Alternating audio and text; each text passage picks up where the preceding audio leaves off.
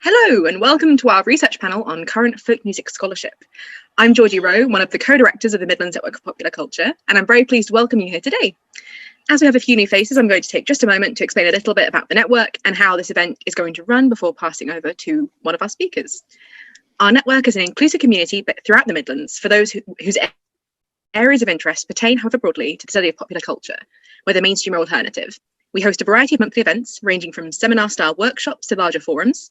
If this sounds like something that would be useful to you, please check out our website, which is linked in the chat, where you can sign up as a member or even browse our video archive of past events, including our inaugural forum, which happened in August. If you want to sign up to our mailing list without joining as a network member, you can also email us at midspopculture@gmail.com. As with our past events, today's panel and Q&A will be recorded, so if you don't wish to be shown, then feel free to leave your video turned off.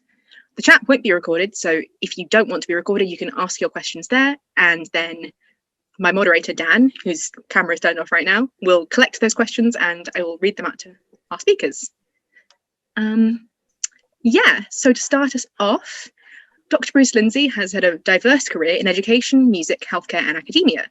Holding a PhD in history and holding experience as a semi-professional bass player, Dr. Lindsay has published articles and books on late 19th and early 20th British society and healthcare. His most recent publications include Shellac and Swing, A Social History of the Gramophone in Britain, and Two Bold Singermen and the English Folk Revival, The Lives, Song Traditions and Legacies of Sam Larner and Harry Cox. And he shall be speaking on the implications of this work today.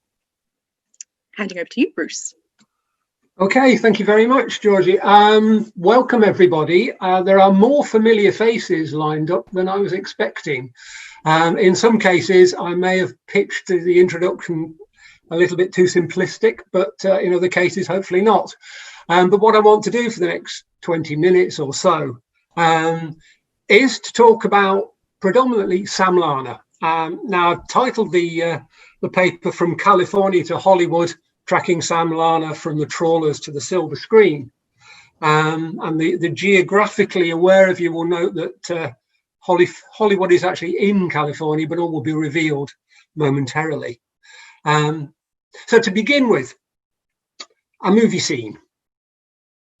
It's the early 1960s, probably 1961 or 62, and Llewyn Davis, a less than successful Greenwich Village folkie, is visiting his elderly father in a care home.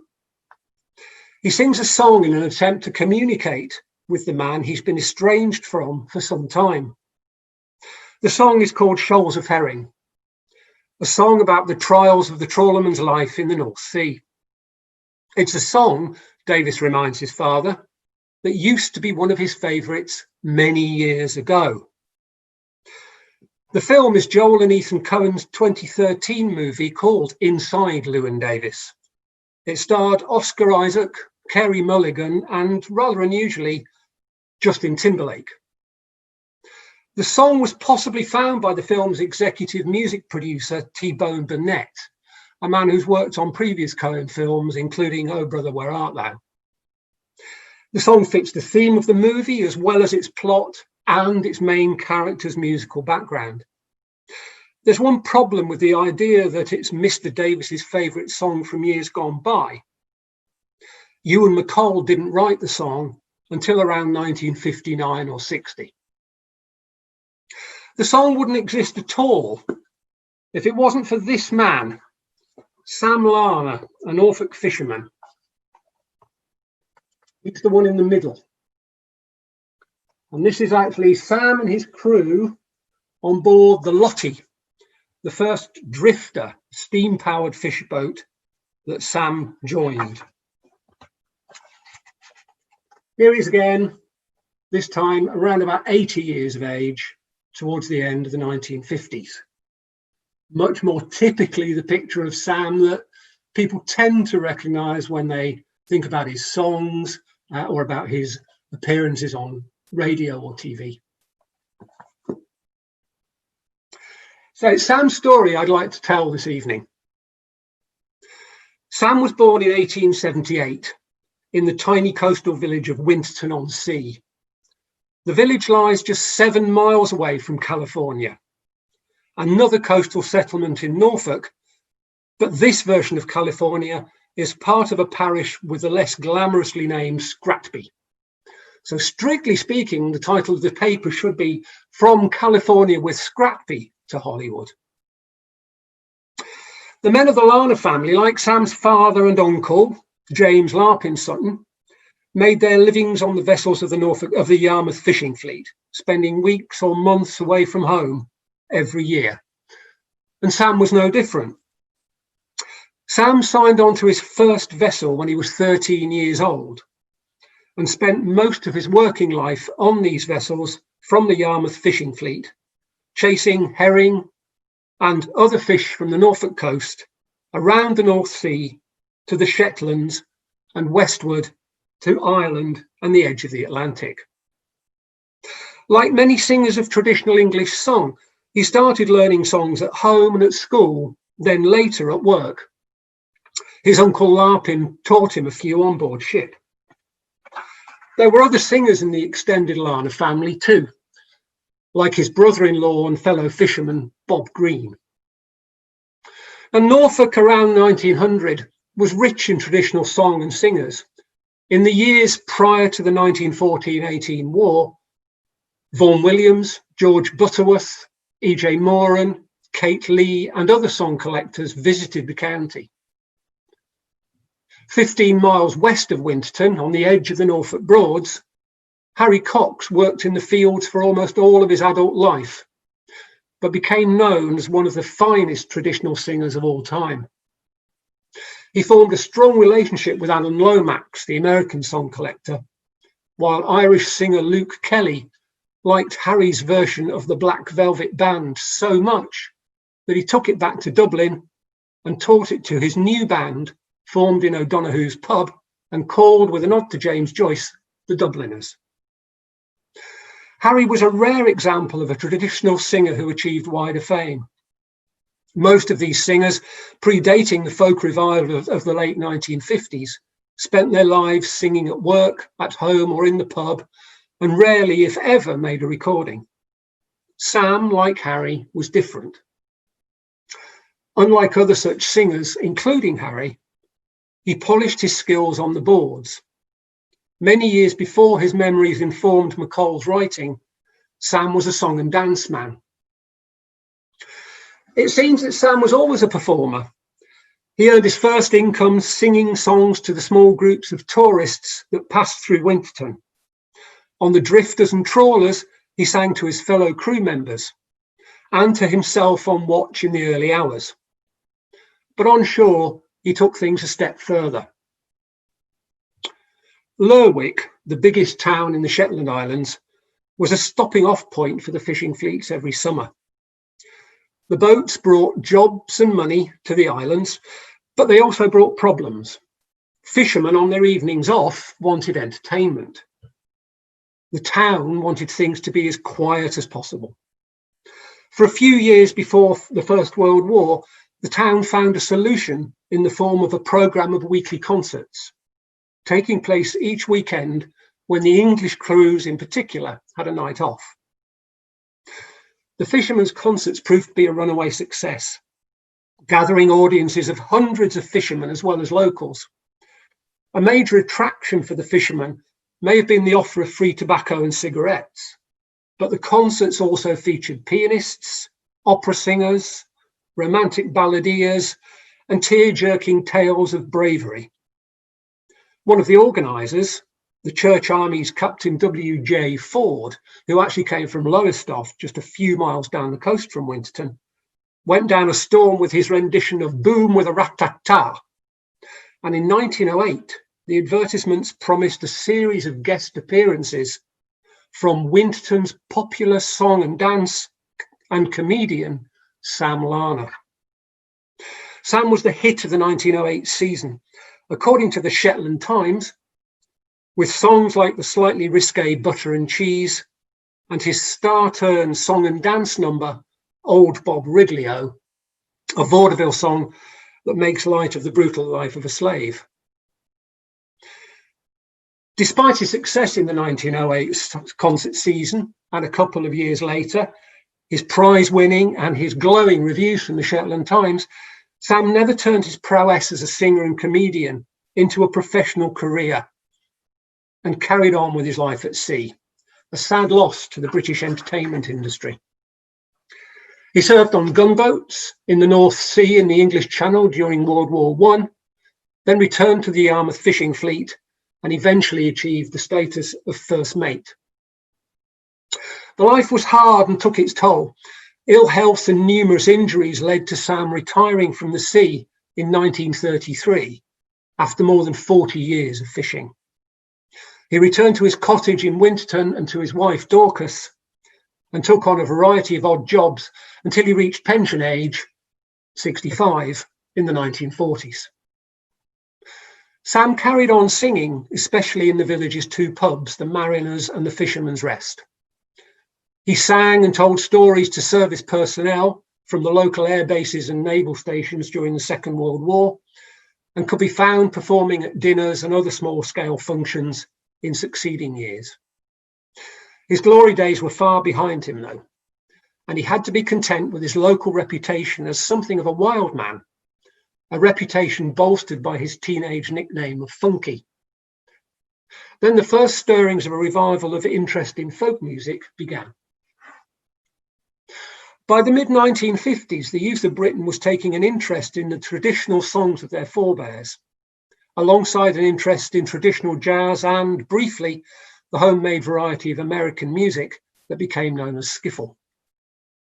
The BBC took notice, and a few intrepid broadcasters investigated these new, strange cultural phenomena. In 1956, a young producer from the BBC called Philip Donnellan visited East Norfolk on a search for singers of traditional song. In Winterton, someone suggested he should meet Sam. According to Sam himself, a man from the BBC who was doing a tour went into the local pub and asked if there was anybody in the village who could sing folk songs. Someone told him about me, and he asked me to go over. I went, and this chap asked me if I would have a pint. I said I would, and then he asked me if I would sing. Sam chose to sing one of his Rudens. Given the chance, he would always sing one of his Rudens. And next day, Philip Donnellan came to Sam's cottage and recorded him singing a selection of songs. The photographic evidence, I think, is here. Sam, his wife Dorcas, and a young man who I believe is Philip Donnellan, but some of the audience listening at the moment may be able to counter that claim, but we think it is. And that's Sam's little flint-lapped cottage in Winterton, which still stands today, albeit with a sun lounge extension on the side and a blue plaque on the front, in case anybody's not sure where Sam actually lived. Later that year, or in early 57, Sam made his radio debut, and a last burst of fame was just around the corner. More radio broadcasts followed, including a 4-part series devoted to Sam singing traditional songs. Then he came to the attention of a trio of cutting-edge radio broadcasters. Ewan MacColl, who wrote the song I mentioned at the top of the talk, his partner Peggy Seeger, a singer and instrumentalist who was part of the American family that also produced Mike Seeger and Pete Seeger, and radio producer Charles Parker, were developing a series of documentary shows for the BBC called collectively the Radio Ballads. MacColl was already a well-known actor, an activist, a singer and a songwriter. He was soon to write a song about Peggy called First Time Ever I Saw Your Face, which became a million-selling hit some years later thanks to Roberta Flack. In Peggy's words, the radio ballads were intended to narrate the impact of work on those who performed it. The first radio ballad was called The Ballad of John Axon, and it told the story about life on the railways. The third, about life in the fishing industry, was titled Singing the Fishing. The trio interviewed around 250 people in researching the show, but Sam was a major contributor. McCall, Seeger and Parker travelled to Winterton and interviewed Sam for around 30 hours over the course of 3 weeks. He rewarded them with songs and stories about his 40 years or more at sea, and his voice featured at key points in the programme, which was broadcast for the first time in 1960 and would go on to win the Prix d'Italia a couple of years later.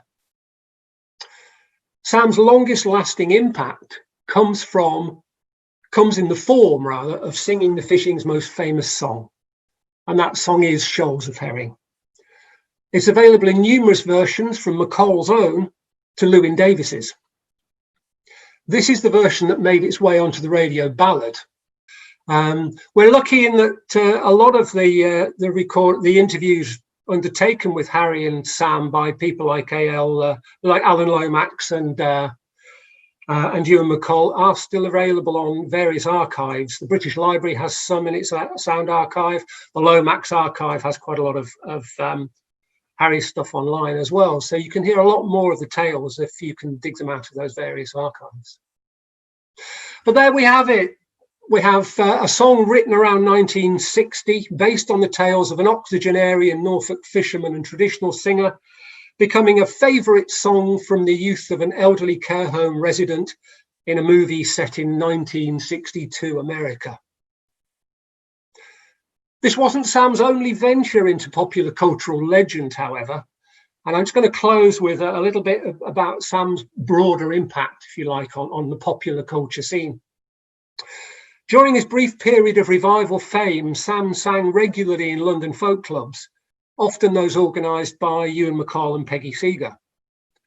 At one such performance around 1958, a young assistant stage manager was in the audience and was so profoundly moved by Sam Larner's songs, especially one called Lofty Tall Ship or Henry Martin, that he decided to give up his attempts at a career in theatre and to become instead a professional folk singer. Martin Carthy's description of that night suggests that Sam, even at the age of 80, still had the on-stage charisma necessary to make a success of the Lerwick Fishermen's concerts. In Martin's words, he was a fabulous performer with an energy about him that was astounding for someone pushing 80. He engaged the audience all the time. He engaged Ewan McCall. When he was singing a song that was a bit rude, really, "No, John," for example, I remember him turning round to Ewan and saying, "Am I to go on?" Which of course caused great hilarity. He was just playing with the audience. He was used to audiences. He knew what he was doing. Martin Carthy MBE is still a professional folk singer, a vital figure in the traditional music scene. Back in the 1960s, Martin was already a leading light on the London folk scene. So when two young Americans came over to England to play some gigs and absorb the atmosphere, Carthy was generous in his support and taught them a few songs and tunes, as did others on the scene.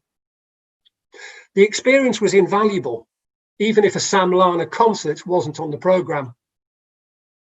Paul Simon went home and recorded Scarborough Fair. Bob Dylan travelled back with a tune to Nottingham Town in his head, wrote some new lyrics and called it Masters of War. At the end of Insight Llewyn Davis, it's clear that Davis's chance at fame has gone. He's drunk and abusive in a Greenwich Village club as a new hotshot singer takes the stage. The character isn't named, but it's obvious who it is. It's Bob Dylan.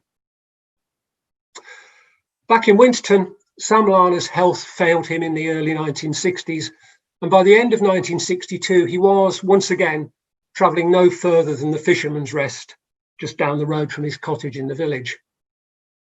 He died on the 11th of September 1965 and lies buried in Winterton churchyard next to his wife Dorcas, who died a couple of years later. His fame now rests with fans of English folk, but he's usually eclipsed by Harry Cox, Walter Pardon and Peter Bellamy when people talk about the great singers of Norfolk. Still, without him, Paul Simon and Bob Dylan might have turned out differently, and Llewyn Davis would have needed a different song. Thank you. Thank you so much for that talk, Bruce. It was really informative and enjoyable, and we have more than enough time for any questions that any of you have for Bruce about Sam Larner or his book more generally. So if you have any questions, feel free to use the Zoom controls to raise your hand, or just type in the chat that you want me to come call on you. Or to get us going, I do have some questions I can use. You mentioned in the summary for your book that it's sometimes we find folk in these weird places that we don't expect to find it, and it can be a little jarring, I've at least found. I was wondering if you had like the most jarring use of traditional folk that you've come across in somewhere that you didn't expect to find it. I don't know. I think I've been writing about music for so long that I kind of find it everywhere, and I'm never too surprised when a folk song turns up, and I'm not at all surprised if it turns up anachronistically, like Shoals of Herring does. I think there are so many examples. I can't think of a single completely egregious placement of folk song. I suppose when I was younger, it always amused when you'd see Errol Flynn dressed as Robin Hood gambolling around Sherwood Forest singing something that the producers had taken from a sort of book of 18th century folk song or something of that nature. But I just think so much of contemporary fiction, in particular, of fiction generally, is plays fast and loose with historical and temporal accuracy, that I'm never too surprised or too perturbed when something crops up where it perhaps shouldn't. I do one thing, I guess, in the book. I mentioned about Sam's version of Black Velvet Band, and Wild Rovers, another example. I mean, Harry and Sam, I may even have got the songs mixed up between the two singers. But Ewan McCall, for example, wrote that one of Harry's songs was taken back to Ireland by Luke Kelly as well. And there's this sort of, I can see people, Vic Gammon and Derek Schofield, for example, who are listening in at the moment, who are far more knowledgeable than I am about this transfer of songs between countries and populations and occupations and what have you. And I mean, it fascinates me how songs do get transferred, and did get transferred, 100, 200 years ago so readily between groups and across the Atlantic and across continents and so on, which I think, is always of interest. But I'm sure other people think of worse examples. Okay, I have some questions coming in. I believe Margaret has a question. So yes, I do. Can you hear me? Yeah. Great. I am curious about the degree to which Sam or Harry might have adjusted their repertoires when they were, quote unquote, discovered and were singing to revival audiences or even to folklorists.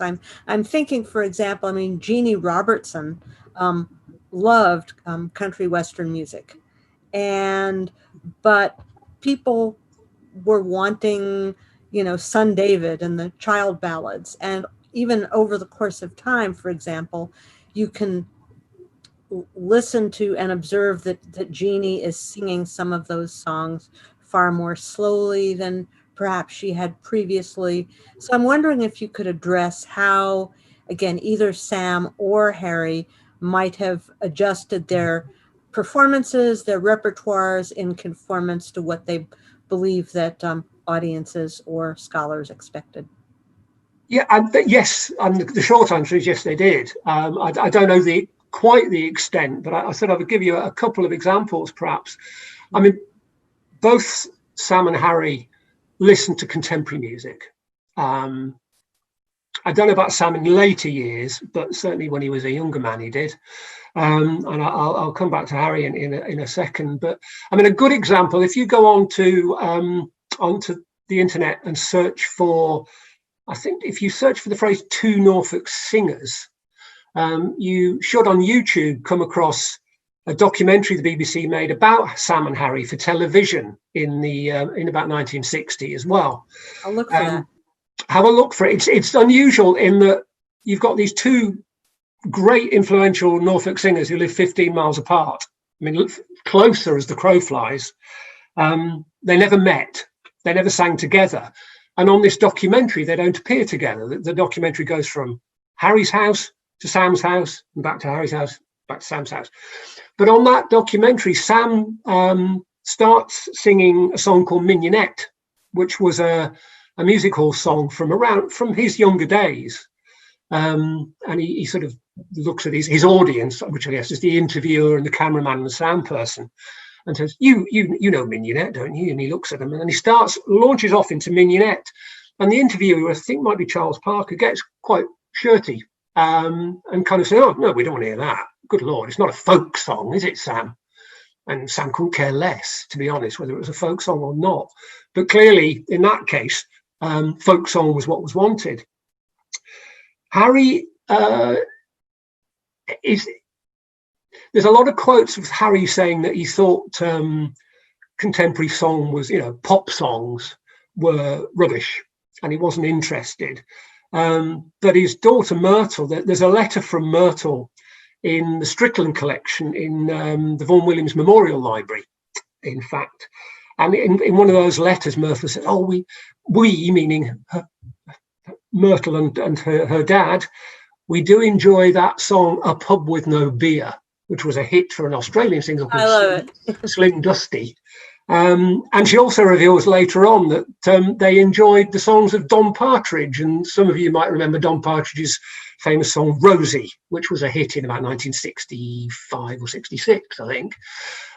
So they certainly would listen to things that weren't folk song, and they would join in things. And Harry liked to sing Amazing Grace. I think possibly the Judy Collins version that they had in the house. And they certainly adjusted what they sang. I mean, one song I talk about quite a lot in the book is Maid of Australia. And Maid of Australia is familiar to most singers of traditional song, I guess, particularly in English song. I won't go into the history of the song, but essentially it's an unusual song in that Harry, Sam, Walter Pardon and Peter Bellamy all sing it. Those four great Norfolk singers all sing it. They all use slightly different words. And there is a verse in that song which, depending on how you sing it, comes across as quite charming, quite romantic, or actually the record of a sexual assault and potentially a rape. Now, Harry's recording is on the more romantic, gentle side because he self-censors a couple of lines. And people have assumed that that's how Harry always sang the song, taking out the particularly contentious phrases that can turn the song into something much less romantic, much darker. But in fact, Harry had a manuscript of the song which has those phrases in it. So I think when you listen to Harry singing the song, and I can't remember who he was singing it for, possibly Peter Kennedy, he kind of fluffs that verse. He's not confident with that verse at all. And Harry was well known for remembering his words. And I think that's because almost on the hoof, he decided, I can't sing those words. I don't think these words are appropriate. So I'll make it a much blander version, because he knew he was being recorded. So it's quite a lengthy answer to what was quite a short question, but definitely it's these things are always complicated. Yeah, but definitely both of them had a bit of a thought to who they were singing to and what they were singing. Yeah, thank you. Okay, great. We now have a question from Malcolm, I believe. Hello, can you hear me? I can, yeah. Is that Malcolm from the Vaughan Williams? Yeah. Thanks very much. Sorry, I can't see you. I can just hear you. That was really interesting. I enjoyed that very much. I saw that film Inside Llewyn Davis when it first came out, and it hadn't occurred to me the anachronism of him singing that particular song. But what I wondered was, is there any evidence to suggest what Sam Larner thought of that song, The Shoals of Herring? There is actually, yeah. I probably can't lay my hands on it. It's in here from all good bookshops. There is actually, I can't remember if it was you and McCall who wrote it or Peggy that told me that when they first played Shoals of Herring to Sam, his response was apparently, "Oh, I've been waiting to hear that song all my life." He could hear within that song the truth of his life at sea. And in fact, when you listen to the recordings he did and then listen to the lyrics of the song, you can see that McColl almost took phrases word for word from some of Sam's recordings to write the song. So he seemed to consider it very favourably. Yeah. Unfortunately, by the time the ballad was out and the song was getting widely known, as I said, Sam's health was deteriorating, and I've never got to the bottom of it, but he did end up in an acute psychiatric hospital. In fact, he died in an acute psychiatric hospital. So I think for the last 3 or 4 years of his life, he was having difficulty coping with everyday life, and certainly he wasn't singing after about 62. So a kind of long-term familiarity with a song is not something we'll ever get Sam's opinion from. Thank you. Okay. And then I believe that Derek has some things to say. I was told, yes. Hi, Derek. I can see you, Derek. Oh, good. Hello, Bruce. Hi.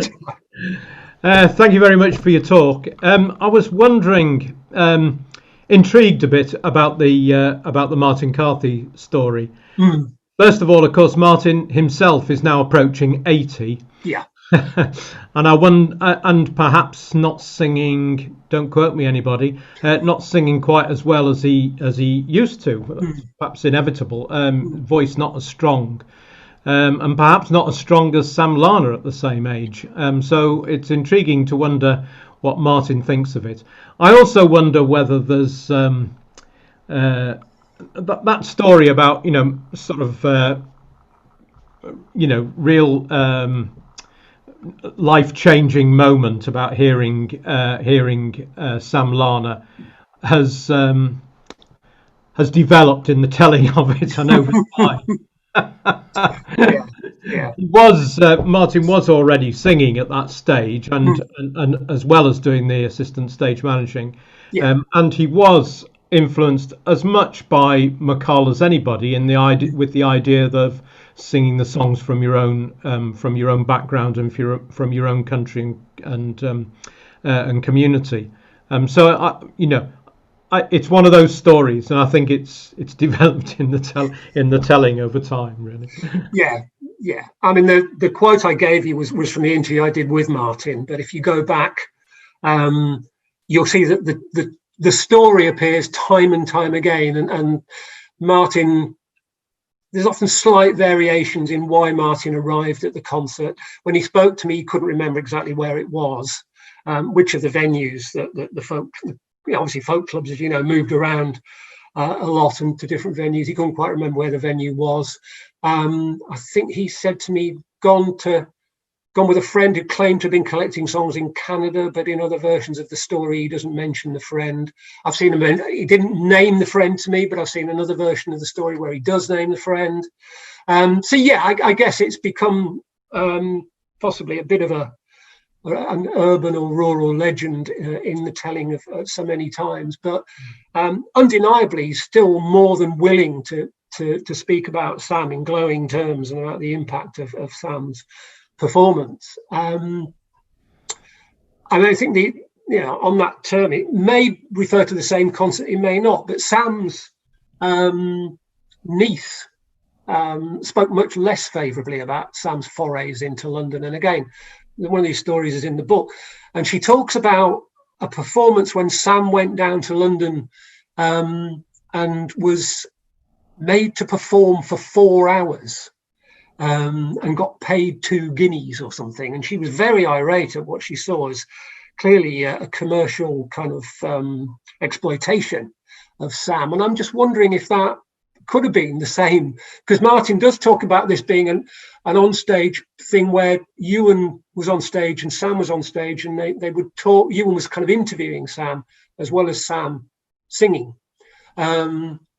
And it seemed to go on, from what Martin says, for ages. But I've never actually spoken to anybody else who was in the room when it happened. So we'll never get to the truth. But I mean, I think Sam's niece was protesting a little too much, because for 4 hours, probably free accommodation and certainly free drinks for the night, Sam got paid about twice the average wage for a workman at the time, so he didn't do too badly, and he did have a large crowd to lap up every word and syllable and note of his performance as well, which he always seemed to love. I can imagine that the 4 hours, I'm sure she wasn't there. She wasn't, no. No, it was a sort of like it's 8 till 11, well, that's 3 hours, but, you know, assuming that he'd been singing for the whole of the length of the concert, whereas there would have been other singers as well. Yeah, yes. How many times did he go to London? You said he went several times. He went, several, of course, means really more than 2. I honestly don't know how many times he went. He seemed to go almost exclusively at the invitation of Ewan or one of that group of people. And it was a very short period of time. I think if you assume that he didn't get down there till say 58, and by 62 he wasn't well enough to be leaving Winterton again. I can't imagine we're talking more than a handful of times. Whether it got into double figures, I don't know. Harry, I think, probably did a little bit more because he had a longer period of time doing it. But I think Sam's appearances were quite limited. And oddly, nobody I spoke with could recollect him ever singing in Norwich. And the only time the only reference Sam ever makes to Norwich is going to the Norwich Hospital to see the consultant who advised him to give up fishing. So I'm honestly not sure where else he sang. Thanks. Okay, cheers. Does anyone have any more questions? I will go to one of my prepared ones then. I have a question, actually, if that's all right. Sorry, I can't figure out how to raise my hand, embarrassingly. Thank you, Bruce. It's a really interesting talk. You've made a very persuasive case for the sort of influence and impact, both sort of direct and sort of tacit, of your 2 subjects. And that just makes me wonder why. I say this as a complete novice of the field. Sure. I just wonder why is it that your book here is sort of the first major biography of these subjects? Obviously, you've said they've been overshadowed by some of these more well-known figures, but do you think there's any other reasons as to why it's taken this long, to... I don't know. I mean, I think Steve Rowd, who I don't think is listening in today, but Steve told me it was the first full-length biography, or shared biography in this case, of English traditional singers, although I think there had been a couple of maybe Irish and Scots. I think partly it's because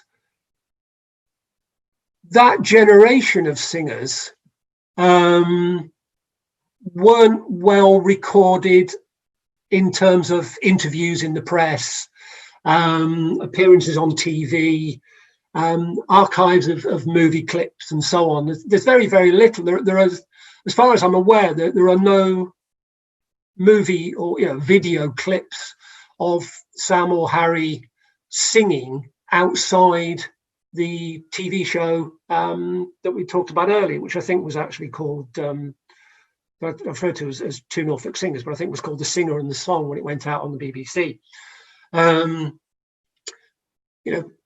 Sam stopped singing by 62. Before the folk revival reached its sort of commercial zenith, Harry was still singing 75, but mostly back home in Norfolk by that time, because he was also in his late 80s by that point.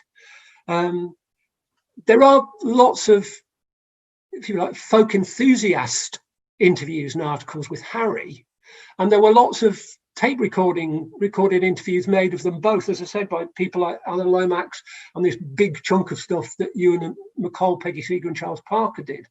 But I don't know, sometimes, if publishers aren't chasing something, they don't catch it. And in fact, no publisher chased me. Nobody was rattling my door down saying, please write a biography of a couple of now forgotten Norfolk singers. I had the idea in my head because I first heard Harry and Sam when I was a kid. I started going to folk clubs when I was a teenager, but I didn't live in Norfolk.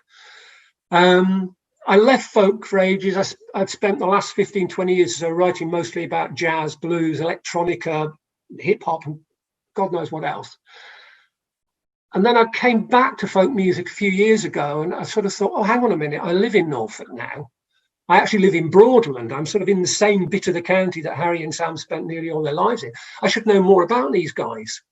And I found it was very difficult to know more about these guys. And there weren't any books devoted to either of them. There isn't a book about Walter Pardon. There isn't a book about Peter Bellamy. And I think both of them would make great subjects for biographies.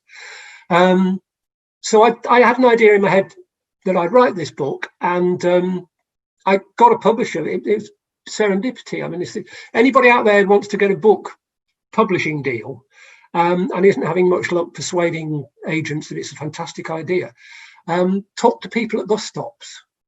I got this book contract because a man approached me at a bus stop. I vaguely thought I knew him, and I said hello, and it turned out I did know who he was. What I didn't know was that he was a commissioning editor for Equinox Publishing. We travelled on the bus from Dublin Airport to the middle of the city, and by the end of the journey, I persuaded him to have a look at the proposal. And that's how the book came to be. It turned out the commissioning editor is a gentleman called Alan Shipton, who some of you may know because he's a BBC broadcaster. He broadcasts a jazz show on Radio 3 and has done for many years. He's also a musician, and he also knows Martin Carthy. I think, if it's 6 degrees of separation to know everybody in the world, it's 3 to know Martin Carthy. It wasn't that difficult. So Alan, as I commissioned the book, by luck, I might have got another publisher. I might, but it might have lain in my drawer as an unread proposal, and things have moved on. I hope it's the first of many. Like I say, I think, it's not just about the songs that these people sang. It's also about their lives. In the vast majority of cases, they were working people, mostly men, but often, like I think Gene Ritchie's already been mentioned as an example in the States, but there are many others. Most of them didn't get recorded singing, let alone talking about their lives, which again is a bit of an issue. But I'd love to see more. I mean, I think, Walter Pardon, Peter Bellamy, as I said, just in Norfolk would make fascinating character studies. Phil Tanner over the other side of the country, I think, would make a similar one. The facts need digging out. I was lucky with Harry in particular. His granddaughter is still alive, still hale and hearty, and living 5 miles up the road from me, although I didn't know that at the time. And Sam's great niece, who knew him quite well when she was a teenager, was also very, very helpful in putting Sam's history together. And I know it will be harder for other singers. Walter, for example, had no family, never married, and didn't have any children. But I just think their stories are fascinating. They're covering, we're now talking about people who were born in the mid-Victorian or late Victorian era. So plenty of life to write about. Yeah, we have a question from John coming in, which, if people didn't realise, you can raise your hand in the participants panel if that's something you want to do. There we go. But yeah, over to John. Thanks for your talk, Bruce. And I was prompted to ask a question by the last speaker, because I'm relatively new to folk music studies and I'm coming to it from a very peculiar angle. Right. But I get a strong impression from my readings that until the last sort of 10 or 20 years, the performer wasn't the important person, the collector was the important person. And a focus on the singer perhaps is something which has grown more in the last couple of decades. I don't know if that's true. It's just an impression I get that, that there are lots of books about collectors and arguments about how they did their collecting, but less about the performers. Again, I'm looking at faces at the top of my screen here who know far more about this subject than I do. And I know Vic Gamm, for example, has written a really intriguing paper about the idea of the peasant and folk song. I think I would set the timescale slightly longer. And Margaret Bennett's just flagged up she can't agree. I don't know whether that's my contention or yours, Dave, but I would set it back further. But I think if you look at the manuscripts of the collectors that I mentioned earlier, the early collectors, people like Kate Lee and so on, sometimes they they took down the tunes, but they didn't bother with the words. Sometimes they took down the tunes and the words, but they didn't bother to name the singer they collected it from. Often the singers are referred to by title, so Mr. Cox or Mrs. Cox, rather than by first and second name. That makes it harder to track them down, particularly if you go to somewhere like Barton Turf, for example, where Harry was brought up. In a population of 300 villagers, 35 of them were called Cox. And I think you're right. I'd say, in the early days, perhaps the performer wasn't as important. And there are still, I think Kate Lee talks about when she was staying with friends in Norfolk, and she heard some men singing, and she wanted to go out and ask them and write the song down, because she to tell them how excited she was. Her host had said, "Oh, please don't tell them that. They'll get above their station if they think they're doing something important." But I think by the time you get to people like Alan Lomax, Hugh McCall, Shirley Collins, Peggy Seeger, and those people who collected in the late 40s on, then I think they give due credit to the singers. What you tend not to get, and Alan Lomax certainly delves very deeply into Harry's personal life, and I use that phrase advisedly because he gets very personal in his questions to Harry in tape recordings that are available in the Lomax archive. But it's interesting point though. It suddenly popped into my head this week. There's been so much on in the media this week from musicians talking about the way streaming services are impacting on their income. And the argument seems to be up there again, that musicians are now saying we're not important. The publishers, the composers, the record labels, the streaming services and their shareholders, they're the ones who are now important. And the musicians are kind of being put to one side. And I know we've got at least a couple of recording musicians, or at least one I've seen on my screen above me here, a recording musician who might have something to say about that. But it's, if you want to find, there's a picture in the book of another chap I'm completely fascinated by from Norfolk. If I can find him briefly. This gentleman here is a chap called Shinny Crow, and Shinny is from the vicinity of Winton. He's a bit further south, Caister area.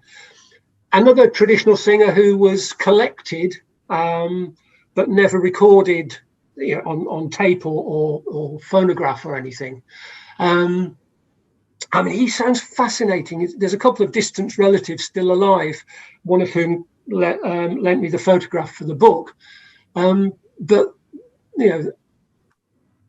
there is no archive of Shinny Crow material. He didn't write letters to people. He didn't get interviewed by the press. I can probably track a census record down. I might be able to track a will down, maybe some reference in an employment, an estate employment record. But it'd be very difficult to get to the detail of Shinny Crow's life, which I think, by the look of him, is a great shame. I hope that answers the question a little bit. I've seen a few comments coming up as well. If people want to chip in, please do. Could I make a comment? We have someone to come to, but feel free to make a short comment. Okay, sorry. Well, there were some earlier studies and detailed studies of performers. Granny Riddle's Book of Ballads, Roger Abrams, I guess that was in the late 60s. Come Day, Go Day, God Send Sunday, Robin Morton working with John Jock McGuire. But you could go back even earlier, Phillips Berry, Mackenzie in Quest of the Ballad. So there were some earlier examples of detailed work with performers. So that's my comment. Yeah, I just think that I think the question was referring to A, full-length biographies, and B, of English traditional singers. And I certainly there were some Irish ones, yeah, and American. Yeah. Yeah, I think Dave has something he wants to say. Hello. We can't hear you. Okay. All I was going to say was point out that there's a very good book by Peter Wood of the Elliots of Berkeley, who were by I would imagine most people would call them traditional singers, and their piece of his piece about them, whilst not exactly massive, is very, very accessible. It's low cost, and so on. The thing I wanted to direct towards Bruce was that, whilst my memory is undoubtedly failing these days, at the introduction to the radio ballad, it says something about Sam Larner and Ronnie Balls. We hear very little of Ronnie Balls, and I just wondered if you knew what happened to him, how much he was recorded, and so on.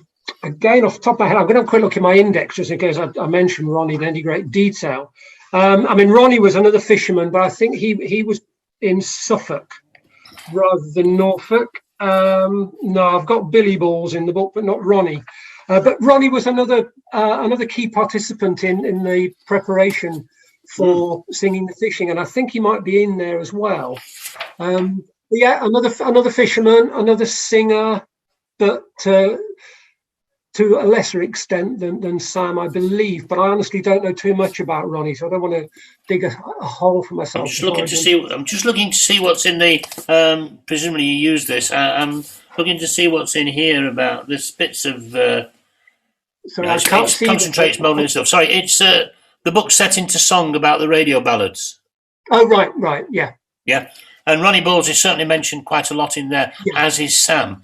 Yeah. And it seems to be very firm on dates of recordings and things like that. That's the only thing I was going to add to that. Okay. Sure, yeah. I mean, they used Sam's, I mean, Ewan and Peggy also put some of Sam's songs into other work. I'm just trying to, my memory, because I'm working on a different book completely at the moment. My memory for this book has gone out, but there is a book of folk song that McColl and Seeger put together, and they gave Sam his own copy. I don't want to just sit here looking at, I can't remember, but they gave Sam a copy of his own, and in it they wrote to Sam Larner, here's a copy of the book in which none of your songs are written wrong. So I suspect Sam had a go at Ewan and Peggy for other people perhaps taking down his songs inaccurately or incorrectly. He was quite a stickler, I think. Sam. I always say to people, I think if I'd met Harry in a pub, I'd been happy to have a drink with him, but I don't think we'd have said much to each other. He was quite a taciturn chap. If I'd met Sam Larner in a pub, particularly on Saturday night, I think I might have found another pub. Sam had a bit of a reputation when he got going. Vic's just made a comment about collectors' attitudes. It might be worth having a listen to what Vic's got to say, Vic Gammon. That's okay. Sorry. Yeah, that's fine. That's fine. Shaking over it. I just couldn't find where the hand up thing was. Sorry. I mean, I think it's very interesting stuff, and you're dead right. There's not much on English singers. I mean, we get. I mean, the one thing is the self-documentation of Bob Copper, which is interesting and it's rich, but of course it's a particular perspective. Going back, Baring Gould is one of the only ones from the late 19th century who writes about his old singing men, somewhat patronisingly. But you know the early collectors, you sometimes all you get is a name and a sentence. You have no idea who these. Sometimes you get the age. I mean, there's very little. But I mean, I think the point is everybody who gets involved in collecting is motivated by a certain set of ideas and a set of priorities, and they in a sense impose those priorities on their activities of collecting. Now, you know, I mean, in a sense, Sharp wanted to save English music by drawing on this profound sort of racial wellspring of music. I mean, McColl and Seeger, as much as I was very influenced by them, certainly had an agenda, and agenda was a part of building up a whole sort of cultural matrix of and repertory of stuff.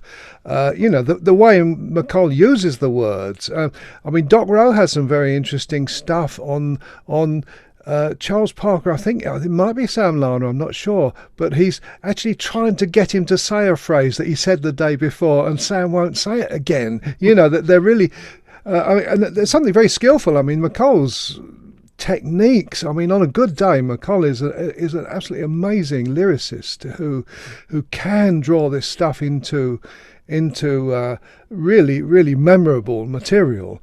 But it was a whole idea they had, and it was a politically motivated idea. Nothing. I mean, I'm not saying that's a bad thing, but I think all collectors, you don't do this stuff because it's hard work unless you've got an idea that you're going to achieve something and produce something by it. So I think we've always got to look at the motivation of the collectors. We've always got to look at the way in which the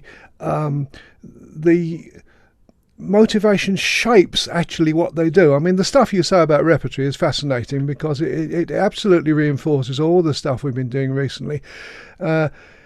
There's never been a pure repertory of folk song before the folk song revival. It's distilled into that, because taking ideas from Sharp and putting them through sort of Bert Lloyd's more sort of Marxist interpretation of the thing. We now identify this thing. The repertory, as far as we can go back, when we get it in an unmediated form, is always very eclectic. It's very rich in diverse materials. And so I think that there's a whole way in which we always have to look at that interaction between the collector, the activist collector, and the subject. But I think you're doing a great job in document. I mean, these have been part of my life. These singers. For a long time, and to give us some richer documentation on that. I mean, the stuff you said about the 1900s. About his Sam. I mean, it's very interesting contrast between Sam and Harry's performance style. I mean, Harry is very much the singer behind the song. He's very much lets the song very undemonstrative. I mean, Sam his eyes are sparkling and he's animated. It's a whole study, and we could sort of interpret the folk song style is to be like Harry Cox. It's not. It's a whole range of different things that different people did, and it was influenced by a lot of different cultures. The one thing it reminded me of, and I'll finish on this, is Johnny Doughty, who lived in Rye Harbour in Sussex, who was very much that same sort of performative singer. He'd been a fisherman all his life, and he'd obviously got a great local reputation as a character, and sometimes a bit rude, a bit outspoken. It seems to sort of go with the territory in a way. So I've said enough. Thanks. Okay, we'll go straight. I was just going to wait. I think you said Derek wanted to say something. Yeah. Wait, Derek, coming to you now. Sorry that you had your hand raised for quite a while. It's okay. Some of the things I was going to say, Vic has said them far better than I could. Of course, it's also about the amount of information that might be available. There's a lot of documented information about collectors like Vaughan Williams and Cecil Sharp, and not so much written, documented information about some of the singers they recorded from. And I take what Margaret Bennett says about various studies that have been done about singers, but they are mainly in America and Canada that she was quoting, and some from Ireland as well, where the status of folk music studies and research is slightly different than it is in this country. I was just trying to jot down some of the people that had biographies written about them. And it's not just the traditional singers, but the revival as well. I mean, we've got ones on Bert Lloyd, Ewan MacColl, Peggy Seeger, Johnny Handel, the Elliots that Dave mentioned, Shirley Collins. We haven't really got a biography of Bob Copper. We've got Bob Copper's writings about his life, autobiographical stuff, but we've not got a biography of him. We don't have one of Martin Carthy or Norma Waterson. There's one of Eliza Carthy, their daughter, but there's nothing on Martin and Norma. That's surprising given the influence that they've had. Perhaps we have to wait until they pass away before somebody writes it, really, which would be sad. Sorry, Derek, go on. Yeah, go on. No, that's about what I was going to say, really.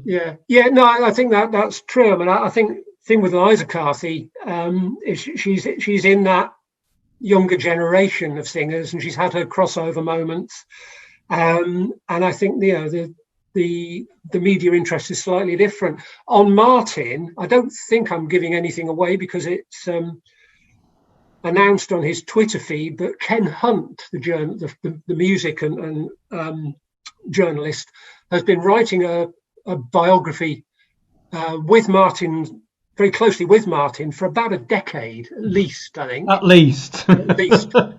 He's even got a title. It's going to be called Prince Heathen. And it shouldn't be too many years away now. One or two years away, hopefully. But I know Ken's been working on that for a long time, because I interviewed Ken in the early stages of writing Two Bold Singer Men, and he was well on his way through it then. But the Bob Copper books are fascinating, but as I say, they're not really an in-depth biography. They're very much they're different from that. I mean, I think the idea of a fixed body of song was an interesting one. That's what I wanted to come back at, if that's okay. Because I've already mentioned Maid of Australia for one set of reasons, and then Vic, I think, mentioned Baring Gould. I got particularly interested in the song Maid of Australia when I was writing the book, because, as I said, unusually it's a song that's been recorded by those four great Norfolk singers I'm mentioning: Harry, Sam, Walter Pardon, and Peter Bellamy. And I delved into it and was quite, because it's called the Maid of Australia, and there's a lot of debate online about, it's from Australia. You know, it was brought to England by somebody from Australia. Because the first line is, as I walked out on Hawkesbury banks, and there's a Hawkesbury River in Australia, so it must be Australian. And then you look at all the different versions that are out there, and Sam didn't say Hawkesbury banks, Harry didn't sing Hawkesbury banks, Peter and Walter didn't sing Hawkesbury banks. There's all sorts of different banks. There's American versions. There's a Strawberry banks in one version. And if the song's Australian, why does the maid tell the man who's singing the song, "This is what I do in Australia," which suggests I'm not in Australia anymore when I'm doing this. And then I was reading a Colin Dexter book. There's a Colin Dexter Inspector Morse mystery when Morse is in hospital having had surgery for an ulcer, and he's bored, and he starts investigating a mid-Victorian murder. And the murder victim got on a canal boat at Hawkesbury Junction, and Hawkesbury Junction is near Coventry. So Hawkesbury's English, as English as I am, but then I'm Scottish, so we'll leave that to one side. But then when you go to Baring Gould's manuscript of a version of Maid of Australia he collected, he scribbles in the margin, and this is in Cecil Sharp House, he scribbles, "This is a modern variant of the swimming song of 1760. And if you track the swimming song down, the broadside of the swimming song is available online. It's the same story, the same themes, the same story, a lot of the same words, but it's, as far as I think Baring Gould thinks, it's an English pleasure gardens song written before Captain Cook started to colonize Australia. And that's the sort of connections and networks that really fascinate me, as I was saying earlier, about how things come and go there and come back and change a title and switch the river, and off we go. So yeah, that's my 2 pence on Maid of Australia. I'll stop there. If we have any more questions, we have time for a few more, but otherwise I can wrap up if people are all questioned out. Oh, John apparently has a question. Maybe, I've been told. No. Can I just say one thing, because I know we've got some esteemed people online here at the moment. My current book is a biography of Ivor Cutler, and if anybody has any stories, particularly personal contact with, or can put me in touch with anybody who had personal contacts with Ivor Cutler, particularly if he taught them, I would be very grateful. Thank you. Yeah, well, thank you so much, Bruce, for giving your talk. Ideally, Elizabeth DeSavino would have been here, but she must have had some sort of issue on her end. But we were very happy to hear from you, and everyone had such great questions. Thank you for... Yes, thank you very much for those. Yeah, really productive discussion. That I wasn't sure. We've had mixed response on these Zoom meetings. Some are very quiet, some are very talkative. You never know. But yeah, thank you, everybody. If you want to know more about the network, we have all the information on our websites, which I'm sure my moderator Dan will put in the chat, and we have information on how to sign up to be a member if you're interested in that, or if you just want to get on the mailing list, you can email us and we will add you manually. And the recording of this will be on the website in the coming weeks, probably after Christmas, possibly more towards the new year, if you wanted to rewatch to get notes or anything, because I know I will be. And yeah, is there anything else you want to plug, Bruce, before we leave? No, nothing else to plug, sadly, but I'm hoping to do a talk about Harry Cox at Cecil Sharp House, COVID permitting, next May, which will be the 50th anniversary of Harry's death. Oh, very exciting. But yeah, thank you everyone for coming, and might see you at something in the future, maybe.